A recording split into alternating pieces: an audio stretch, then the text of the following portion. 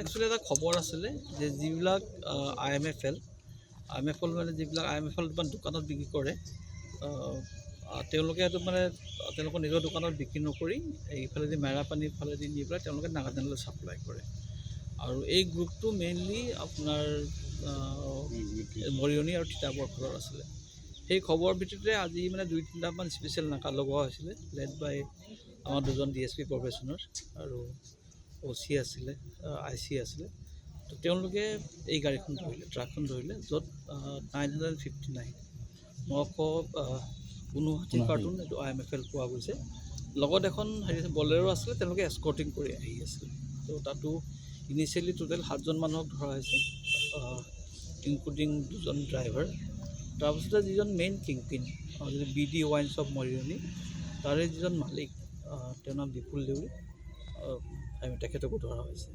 সেই ৱাইন শ্বপৰ পৰা আহিছিলে মানে ৱাইন শ্বপৰ মাল আছে। গোটেই ৱাইনখিনি অসমৰ যিটো আছে এইখিনি মানে নাগালেণ্ডলৈ যোৱা কিবা এনেকুৱা কথা। এতিয়া আমি সেইটোৱে গম পাইছোঁ, কাৰণ তেওঁলোকে কালি এইটো যোৰহাটৰ মানে বৰগোহাঁই যিটো বণ্ডেড ৱেৰ হাউচ আছে তাৰ পৰা তেওঁলোকে এইটো পিক আপ কৰিছে।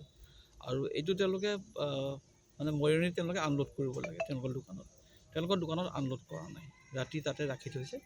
আৰু ৰাতিপুৱা আৰ্লি মৰ্ণিং তেওঁলোকে লৈ আনিছে। আৰু তেওঁলোকৰ উদ্দেশ্য এটাই যে মেৰাপানী হৈ পেলাই নাগালেণ্ডত এইটো অবৈধভাৱে নি পেলাই বিক্ৰী কৰিব। পূৰ্বতো এনেকুৱা হয় নেকি? আমি 2-এটা এতিয়া পাৰি কৰি আছোঁ, কিন্তু এতিয়া আমি গোলাঘাট ডিষ্ট্ৰিক্টত মানে একেবাৰে নাই। যিটো বাল্কত যিটো কমাৰ্চিয়েল যিটো হেৰি থাকে সেইটো একেবাৰে নাই। তো এই খবৰটো আমাৰ ৰিচেণ্টলি আহি আছিলে আৰু সেই খবৰৰ ভিত্তিত আজি ধৰা হৈছে। আৰু গোলাঘাটৰ কোনোবা মানুহ জড়িত হৈ আছে নেকি? এতিয়ালৈকে আমি পোৱা নাই। আমি মেৰাপানী কোনোবা মানুহ জড়িত হৈছে নেকি?